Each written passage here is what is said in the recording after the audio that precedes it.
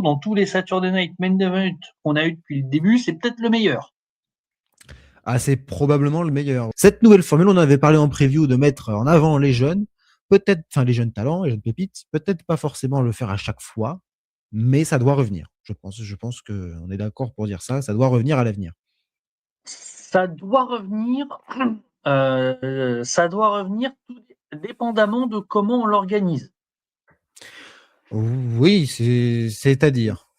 Disons qu'il y a un certain match dont on va parler, que je vais pointer du doigt et que je vais questionner l'intérêt finalement de l'avoir fait, et deux autres qui sont quand même mieux. Donc Oui. voilà, Tu parles ça de ça dépend peut-être, comment on non? l'amène. Bon, Par exemple, je spoil, mais bon, voilà. par exemple. Donc tout dépend de comment c'est amené, tout dépend de l'importance des catcheurs en tant que tels. Peut-être la limite de ce format-là, du fait de mettre en avant la nouvelle génération, c'est que c'est compliqué de mettre en avant la nouvelle génération vouée à être, on va dire, star. Dans Oui, le parce sens que où, si tu as fait affronter une star de NXT face à une star du roster principal, c'est compliqué.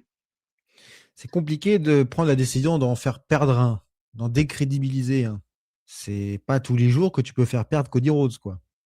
Voilà, c'est pas tous les jours que tu peux faire perdre Cody Rhodes, c'est pas tous les jours que tu peux faire perdre Bafemi.